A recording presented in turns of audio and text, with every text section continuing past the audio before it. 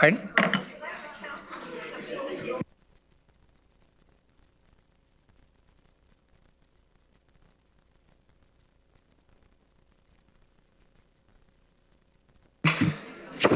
No questions then. Yeah, no questions. Oh, I haven't heard it. She don't. So give them 3.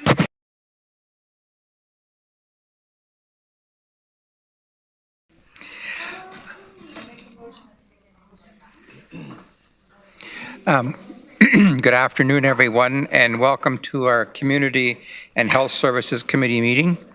I'd like to invite Julie Hale to conduct the roll call. Regional Chair Redmond. Present. Councillor Craig. Present. Councillor Deutschmann. Chair Erb. Here. Councillor Foxton. Present. Councillor Harris. Here. Councillor Hunick.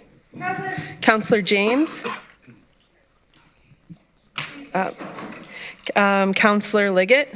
Present. Councillor McCabe. Councillor Nowak. Councillor Salonen. Present. Councillor Shantz. Present. Councillor Burbanovich. Councillor Williams. Councillor Wolf. Present. Mr. James is now here.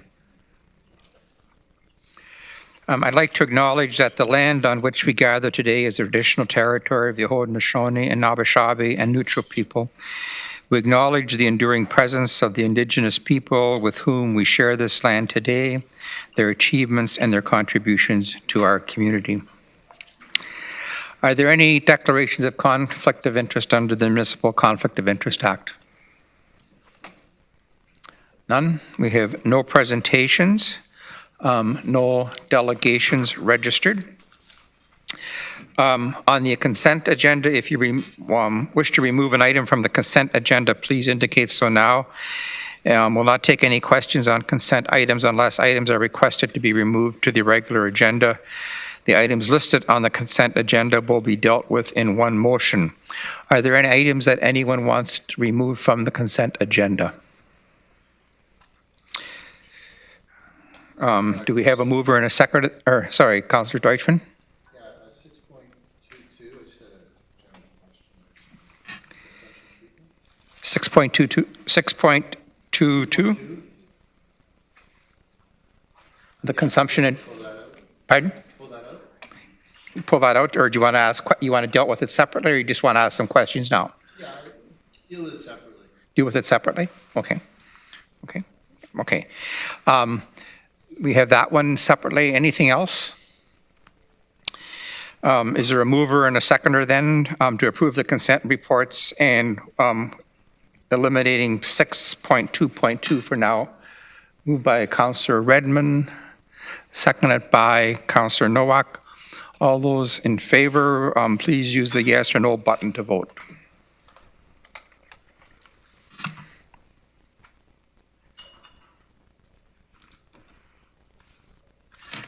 How come I don't get it? I'm in favor.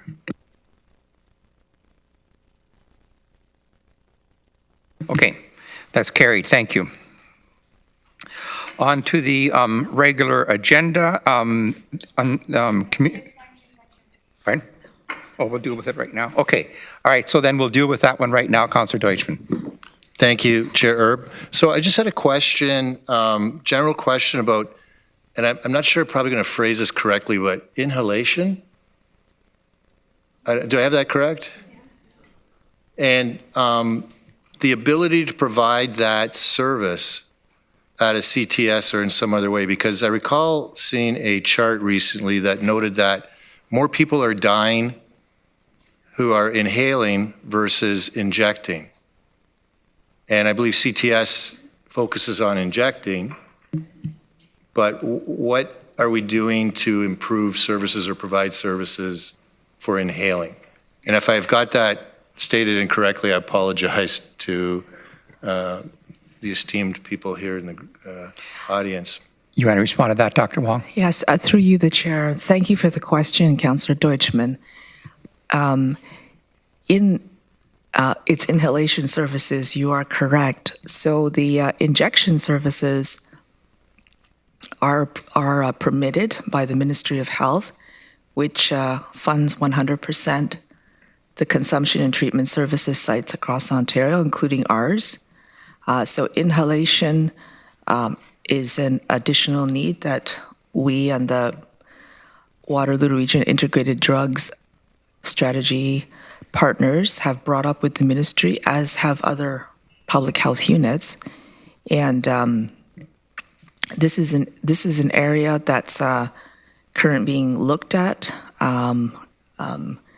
by some provincial officials. And so there was a motion brought forward actually a few meetings ago by Councillor James to have staff advocate to the ministry about this. And we have been in communications with the ministry, and we're awaiting some responses from officials about this, and we'll keep council informed as to next steps. But right now, the issue is that inhalation services are currently not approved by the province for consumption and treatment services sites, but it's an issue that we, as well as other health units, are pursuing with the province. Thank you.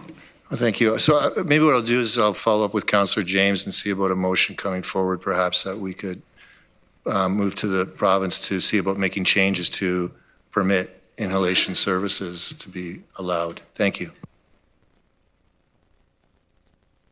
Did you have another response, Dr. Wanger? I'm sorry, I didn't fully catch what Councillor Deutschmann said. Did you say that you would wait for the response back? Or? No, I was going to follow up with Councillor Follow up. James and see about bringing something forward. Yes, it's on the tracking sheet. Sorry. Sorry. And so we do think that it may take a little bit of time, and so we'll continue to follow up with the province. But we did commit that by fall, and of course earlier if possible, we would bring something back regardless. But if anything comes back earlier, we'll be sure to bring it back to council earlier. Okay, thank you. Okay, thank you. Okay, we'll move on to the regular agenda, item 7.1.1, Building Better Futures, the update on the roadmap to 2,500 affordable homes. Mr. Sweeney is going to introduce that, and then Mr. Regier, Mr. Petitpierre, and Mr. Chandy are here to speak to it as well. Wonderful. Thank you, Chair. Oh. So I think we have to receive that report. We didn't vote to receive the report that we just took out of closed, or consent, I mean. Oh, okay, that's it? Okay, thank you, sorry.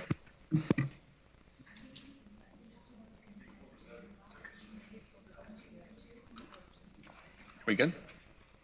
Okay, Mr. Sweeney. Thank you. Just by way of introduction, you might recall through the 2023 budget process, particularly when we were discussing, or you were discussing the capital budget, we talked about the importance of the Building Better Futures, which is the goal to build 2,500, build or occupy and have planned 2,500 new units over 5 years.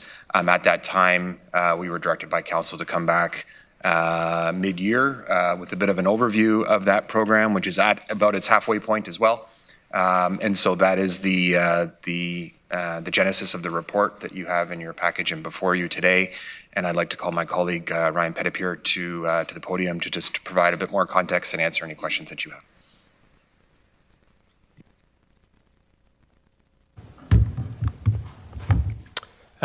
Thank you, Peter, and thank you, Regional Council, and through you, Mr. Chair. On behalf of my many colleagues here at the region and across multiple departments that have put a tremendous amount of work into the Building Better Futures initiative, we're very pleased and proud to speak to our progress on this report today. The Building Better Futures initiative began 2.5 years ago as a concept. A collective of regional staff and regional council will to do more on the affordable housing front and to put our collective efforts as a region into doing that more. And not just a little bit more, not 2 or 3 or 4 times more, but somewhere in the magnitude of 10 times more than what we had done historically. It was an ambitious goal at the time, but is and remains one that's worthy of that collective effort. The report in front of you today highlights several of the high points as well as the challenges that we've faced along the way and will continue to face with the time that's remaining on this initiative. Ultimately, what I think this report speaks to is how it's still possible to achieve really ambitious goals when we do work together in this collective way. Together as a staff group across multiple departments, together as a staff and a regional council, together as upper and lower tier governments, together as not-for-profit and private sector partners, truly collective as a regional community. When we work together in these ways, we can achieve really amazing things despite those challenges. With the progress demonstrated in this report today, these efforts have shifted the question from how are we ever going to accomplish this to one of how far can we blow this original target of 2,500 new homes away in the next 2.5 years. Thank you for all of your support along the way. Because of that, there are 1,825 reasons of hope that have been provided to this community over the last 2.5 years. We hope you're as pleased with the progress today as we are. Myself and the team are here to address any questions that you might have. Thank you. Thanks, Mr. Petitpier. Are there any questions from staff, or from council? Councillor Foxon. As you probably know, I'm your biggest fan.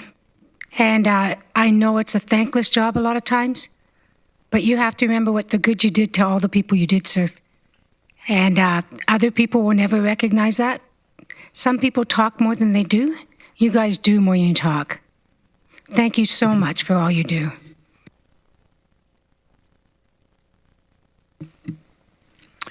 Any other questions or comments from staff? Mr. Sweeney. Actually, I'm going to kick this over to my colleague, Craig Dyer. There is a component of the report that we just want to draw your attention to with respect to funding risks around CMHC, just to make sure that we have an opportunity to put that on the table for you. So, Craig. Yes, thank you. And through the chair, thanks for the opportunity just to say a few words about the financial implications of this report. And I'm going to focus on the last couple of paragraphs on page 35 of your agenda and page 6 of 7 of the report, just to highlight for council the challenges we're experiencing with respect to funding for the Waterloo Region Housing Master Plan projects from the Canada Mortgage and Housing Corporation. For the last couple of years, our 10-year capital plan has been built on the premise that that the CMHC would continue to fund these projects at a rate of $75,000 per unit. That is the rate that we were funded for the Kings Court project, which is currently under construction. The second project through the Waterloo Region Housing Master Plan is the Wilson Street, Wilson Ave, I can't remember which one, that will be going to tender in the next month or so. And we have become aware over the last couple of months that there is no further Canada Mortgage and Housing Corporation funding currently available for these projects. So at this point, when staff report back with a recommendation to award a tender, which will likely either be in August or September, there will also need to be an amendment to the sources of funding, because the $3.6 million or $3.2 million of funding that we were anticipating we would get through CMHC is now no longer available. So this will all be built and funded using regional money. And this is a relatively small project. It's a much more significant impact when we get to the next 2 or 3 projects. So we'll have further opportunity to talk about this, but that's kind of the immediate impact, and we'll see that play out more significantly when we put the next iteration of the capital plan together. Chair Redmond. I just wanted to reflect, it does sort of tie into what Craig was just saying, but when Ryan was talking about sort of blowing the doors off, I have to tell you that when we look to other levels of government and I was able to be at the Link Housing in New Hamburg this past weekend with Councillor Salonen, and the federal representative was there, and he was talking about the Accelerator Fund and the Rapid Housing Fund, and we know that there is an urgency to all of this funding, but I think our approach about dealing with partnerships is really creating community and making a huge difference. So I just really wanted to commend staff for these projects and other ones that are happening in partnership in the community and making a real difference to people. That is very concerning about your the drying up of the funding for CMHC. And I guess it just does go to show that we have to keep sort of rattling those trees and finding other funds that we can continue to move forward with. Councillor Shantz. Thank you, and just to say ditto to Chair Redmond's comments and the other comments that were made. Great work on the housing front and making a real difference in the community. But my question is to Mr. Dyer, and in light of the report we had previously on budget and where that goes, has this been factored into those pieces that you had in that graph? Through the chair, it's a great question. The short answer is yes.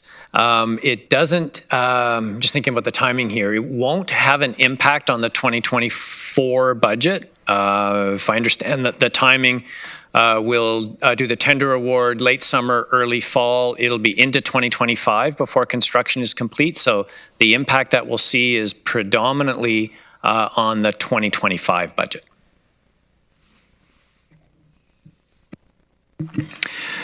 Councillor Wolf. Through you, Mr. Chair, do we anticipate more federal funding soon, like by 2025? You know, we hear all levels of government talk about the importance of affordable housing, and can we expect that there will be renewed funding? You want to share your crystal ball, Mr. Dyer? My crystal ball is cloudy, Mr. Chair. It's a very difficult question to answer. You know, I think to the extent that through Chair Redmond's office, that continued advocacy to CMHC would be extremely helpful. You know, whether additional funding comes available this year or next year or in 2025. You know, the region, as Mr. Petitpierre has indicated, we have an ambitious capital program over the next several years, and we have plenty of projects to be funded, and assistance from any source would be appreciated. Thank you, and again, thank you to staff for the great job that you're doing. Thank you. Any other questions? I've had the pleasure of chairing the Homelessness and Affordable Housing Committee in the former council, and now being chair of this committee. And I need to say that the team in housing is just amazing. The initial ambitious vision for building better futures that we approved in 2021 came from you folks, and it was because of that vision that we are where we are today. The 1,800 homes for people to live in that are either being lived in or are under construction is a testament to that vision. And the good news for me, and I don't know if I missed this in the report, but I had asked Ryan for it, that nearly 325 of them are supportive units, which we really need as we transition people from the shelter system into permanent housing, and we need to continue to work at those supportive units. Another interesting figure in the report was that for every dollar the region invested, $16.49 came from other sources. So it's just another example of the partnerships that we have built strategically with the not-for-profit and for the profit sector that we need to have to continue working on. And not to rain on the parade, but Mr. Dyer's comments about CMHC funding, I think there are some dark clouds in the sky for this with the increase in interest rates, the high cost of construction. And so we're going to really have to be working hard at this to continue to achieve our goal. I think with the staff that we have, we're going to be able to do that. But there are some warning signs that it's not going to be as easy, perhaps, in the second half of this as we had planned. Anyway, in the meantime, thank you. You've really raised the bar, I think, for other municipalities in the province of Ontario to see what can be done, and you've certainly created some more homes for some deserving people here in our community. So thank you very much. Oh, sorry, Councillor Urbanovic. Thanks, thanks, Chair Herb, and I too wanted to add on my thanks to staff for all that we've been able to accomplish across the region in terms of housing over the last while. I think it is true our advocacy needs to stay strong. I mean, this was certainly a topic in a number of from regional council and area councils were at the FCM conference last week, and certainly we had opportunities to hear how this continues to be a focus and a priority both for FCM and for the government and the other political parties. But I think the reality is at some point there will be another federal election, and so it's going to be important that we work this with all of the political parties to make sure it continues to be a priority from a funding perspective going forward.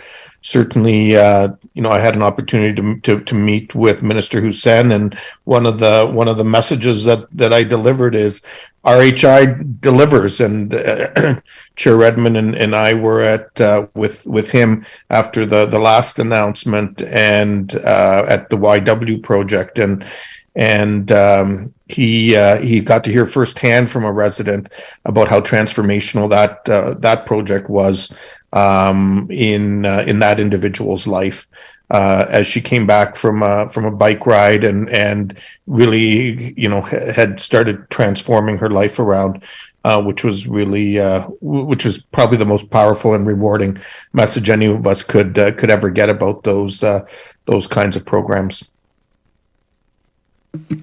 Thank you. That report is for information only. There are no need for action.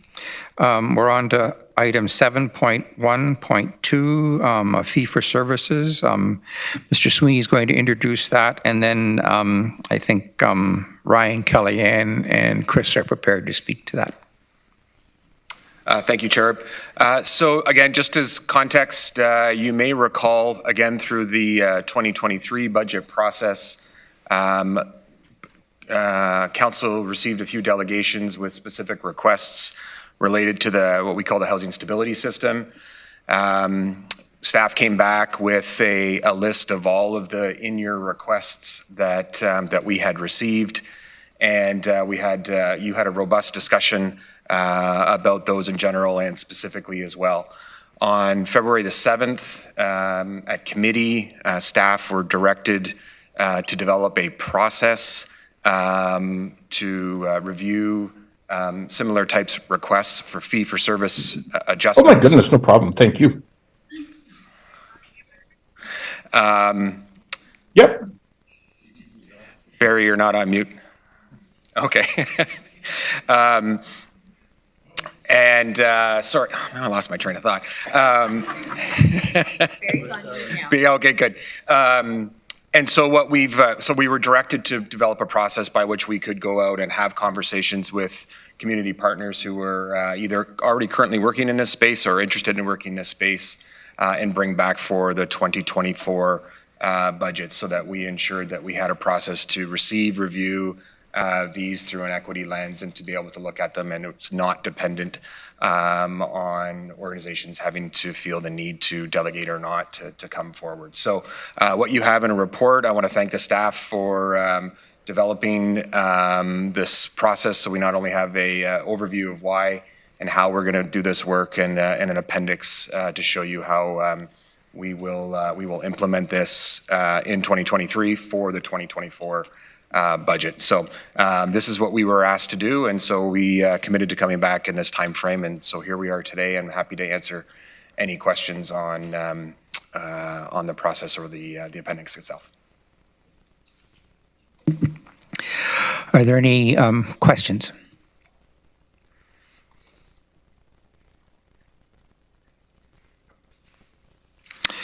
Okay, do we then have a mover and a seconder to consider the recommendation on the agenda? That the Regional Municipality of Waterloo direct housing services staff to implement a housing stability system fee for service request and proposal response protocol as outlined in Appendix A to evaluate and respond to two housing first fee for service requests from community partners as outlined in report SCD HOU 23-016 dated June the 6th, 2003, and that the Regional Municipality of Waterloo direct housing services staff to implement the protocol beginning in the 2024 budget process. Do I have a mover? Moved by Councillor Foxton, seconded by Councillor Salin. Any conversation? Do you want to use your e-scribe buttons to vote?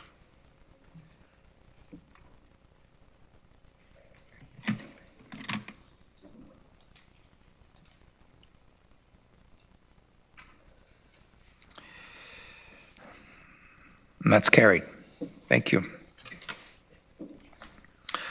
On to item 7.2, responsive and engaging public service, report on anti-racism advisory working group and equity-based collaboration. Fazia and Paula are here to make a presentation.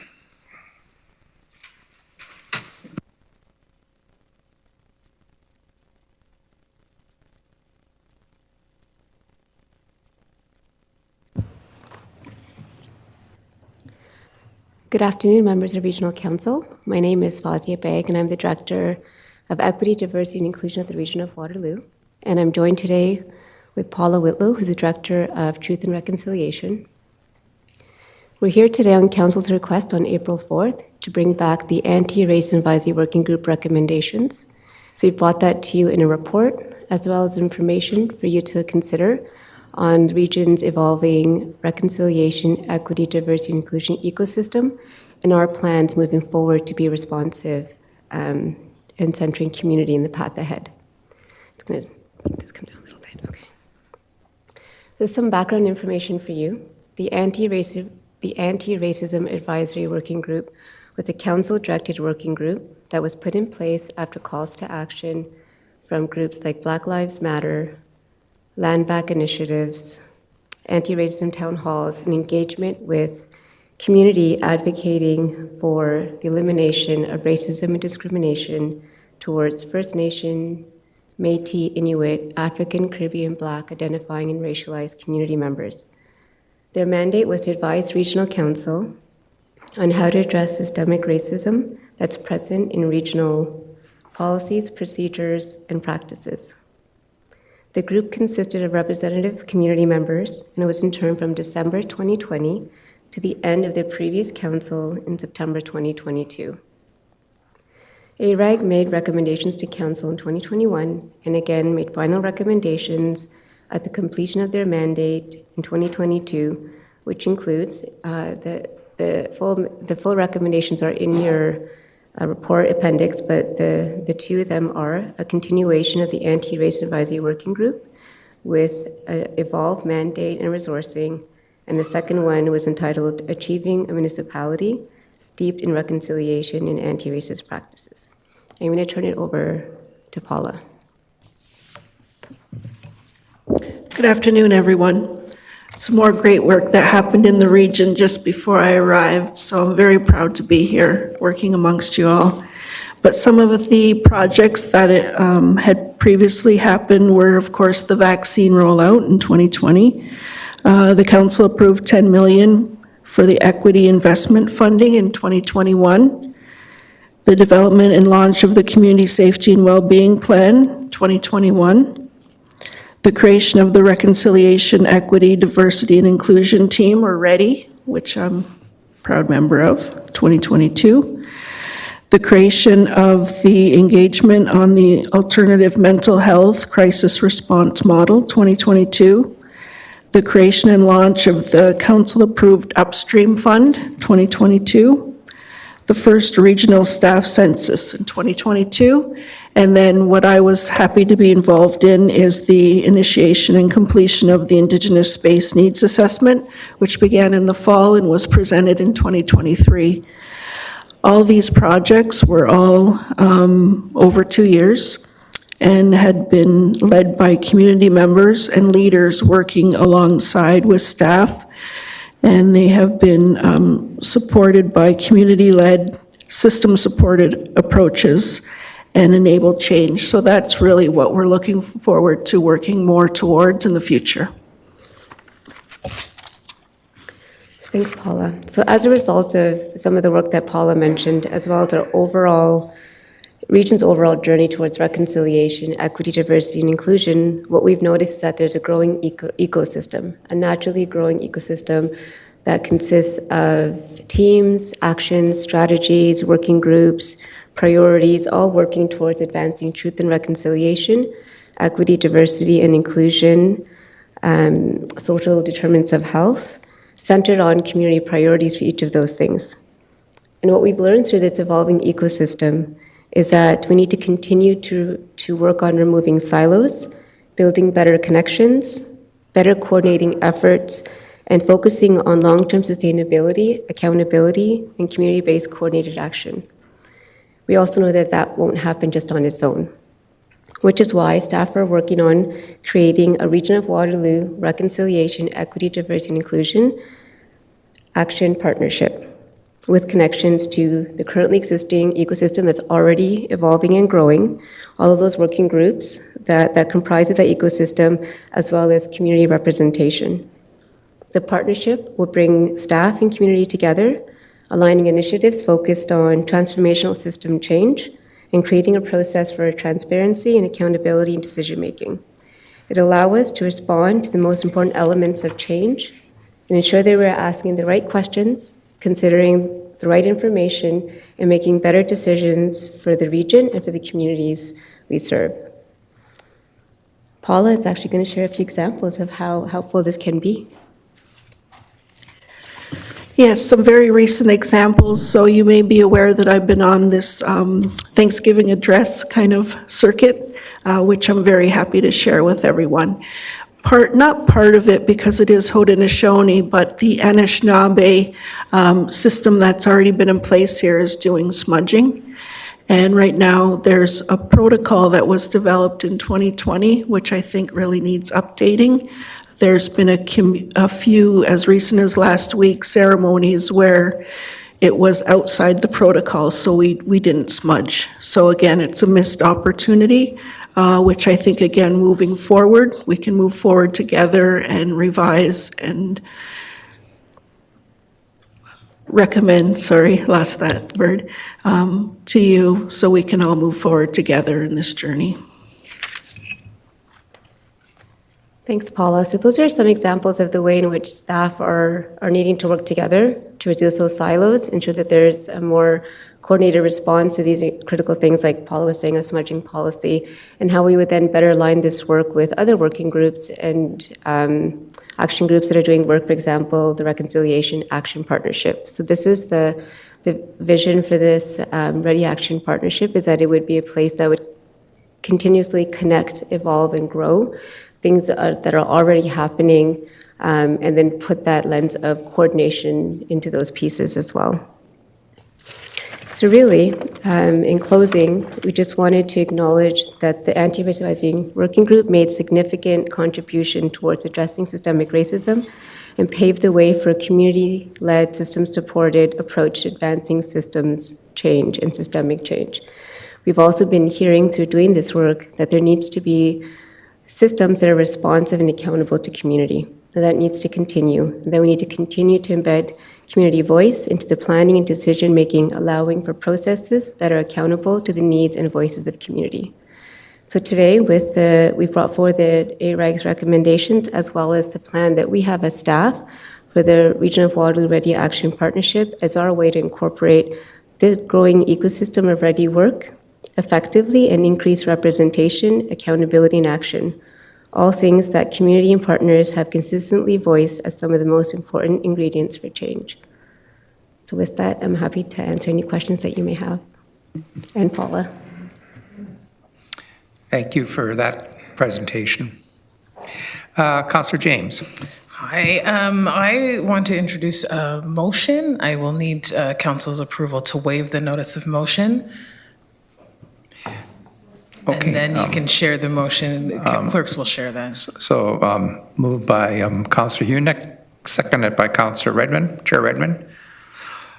Use your e-scribe buttons to vote yes or no.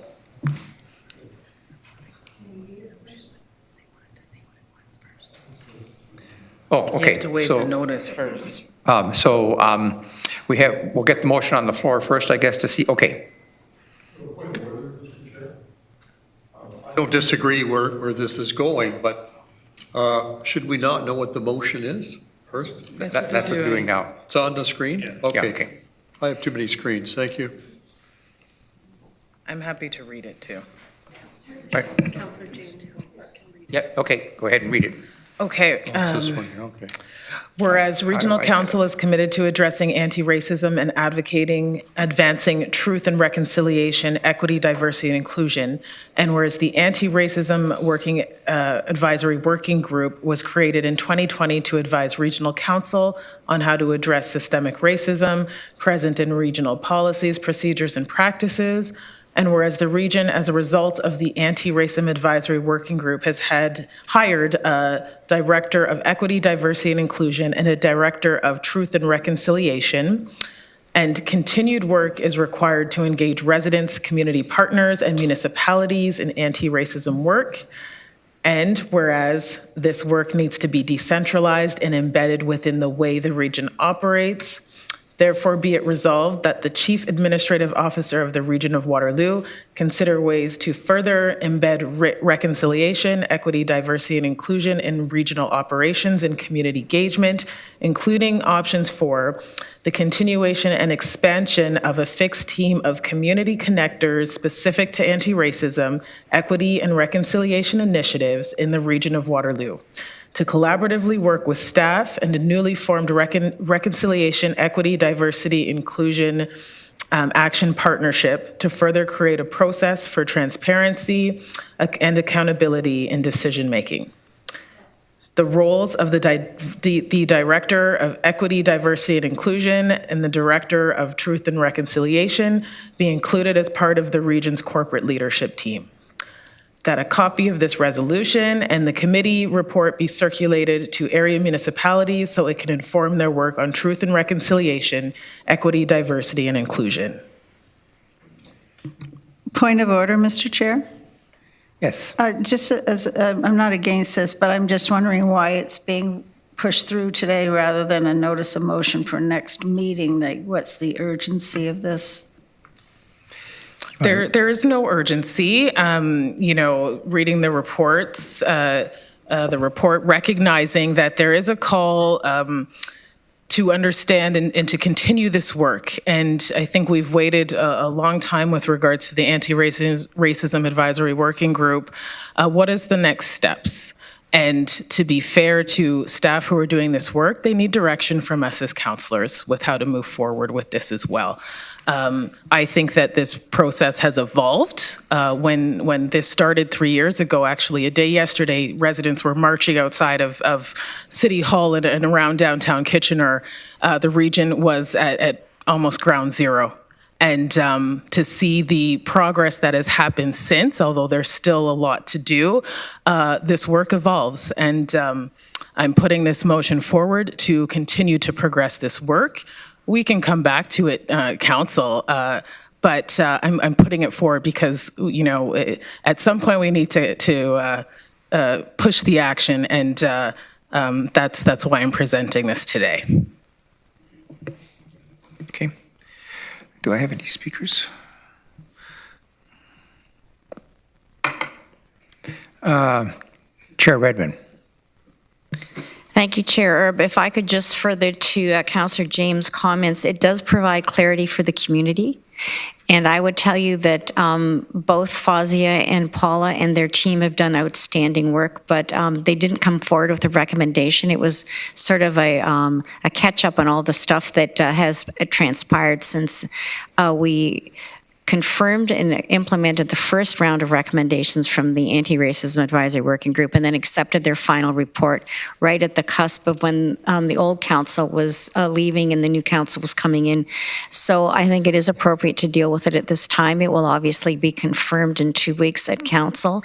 It will give the community a little bit better insight into what the path is forward, and I commend Councillor James for bringing this forward, and do recall that the conversations that Councillor Foxton referred to earlier with the community would not have happened without Councillor James, who at the time was a private person and facilitated 2 days of conversations, which led to the formation of the Anti-Racism Advisory Working Group. So for me, this comes, it isn't full circle, but it's one step closer to where we need to be. So I really do support waiving the notice of motion to give clarity to the community, and commend Councillor James for continuing efforts to make this a focus. So on a procedural order or point of order, I think what we should do first is vote on the notice to waive the motion, and then we'll debate the motion. So it was moved by Councillor Hunick, seconded by Councillor Salonen, I think. All those in favor, if you could use your e-scribe buttons.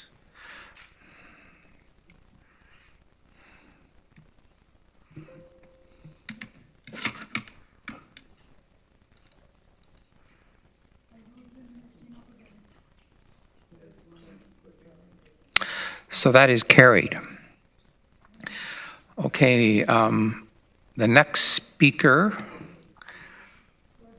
is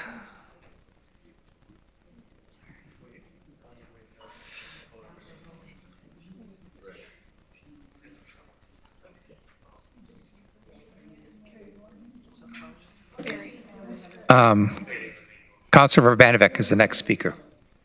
Thanks very much, and thanks to Councillor James for bringing this forward. Just one item of clarity, because there are some recommendations there. I want to be clear. Has this gone through staff? So, for example, where we're making recommendations around corporate leadership team and so on, those are usually decisions of the chief administrative officer, not us. And so I just want to make sure that there's been engagement and dialogue in that respect. Absolutely. I would not, in an inclusive environment, I would not present something like this without having the conversations. I don't know if, Bruce, you want to speak to this, but we, as well as we've had this conversation. Yes, thank you, through you, Chair. We have had that conversation, and my understanding is that the motion is for the CAO to consider ways to further embed reconciliation, and the councillor has put forward 2 specific examples. Am I reading that correctly? Okay, so ultimately, you and the team will have to consider it and make your final decisions, correct? Yeah, that is the intention. And I will speak to this too, recognizing, again, we're not doing the CAO's job for him, but I recognize in the past meetings that I've been part of listening to, there is, without a doubt, a meeting that there is mentioned of equity, reconciliation, and there is a need for this to be centered throughout the region, and I think it's on its way there. And with that, having the director of EDI and the director of Truth and Reconciliation as part of the leadership team is the appropriate way to go in terms of doing this work, centering this work, and ensuring that in every aspect of the region's divisions and operating, that there is that lens there that is incorporated in that table, or at that table. So that's my position with that for CAO to consider. And as I always say, with this work, we need to build a longer table and not a taller fence. Thanks for those answers. Councillor Shantz. Thank you. Actually, my comments were more around the the request, the previous motion, but I have a bit of a concern with the number of motions that are coming sort of at the last minute and not having time to sit and think about it. And I realize it's coming back in 2 weeks, but to have input from staff and to ask us to consider things on the spur of the moment. So I'm finding that difficult. I don't have a difficulty with the intent of the motion or anything that you're trying to accomplish here. I just would prefer if we had it ahead of time and went through process appropriately rather than always, not always, but it seems to be very frequent that we're going through this. So that was my comment. Thanks. Councillor Hunick. Thank you, Chair. With respect to the importance of equity, diversity, and inclusion work, we don't want any marginalized population to be further siloed. And so that's why I fully support the waiving of the notice of motion and the motion in general to make this part of everything that we do. Are there any other comments or questions? So we have the motion before us, which Councillor James had read. Is there somebody seconded it by Councillor Liggett? Who seconded it? Oh, sorry. Councillor Foxton beat you to it. Sorry. Okay. Use your e-scribe buttons to vote, please. In favor.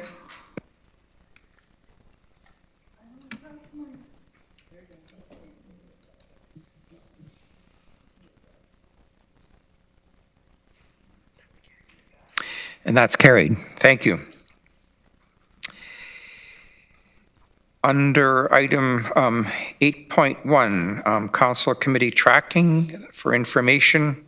8.2, we had correspondence from Shirley Medill from the Kitchener-Waterloo Art Gallery and Denise Longchamps from the Canadian Clay and Gas Gallery. Any other business? Our next committee meeting is August the 15th of 23. I need a mover and a seconder to go into closed session for the purposes listed on your agenda under item 11. Moved by Councillor Redmond, seconded by Councillor Hunick. Would you please use your buttons to vote yes or no? In favor.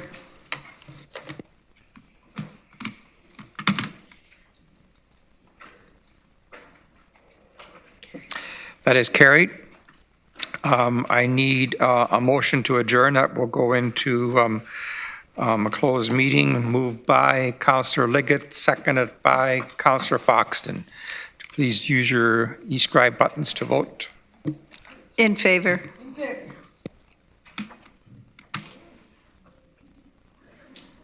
In favor as well. It's not working.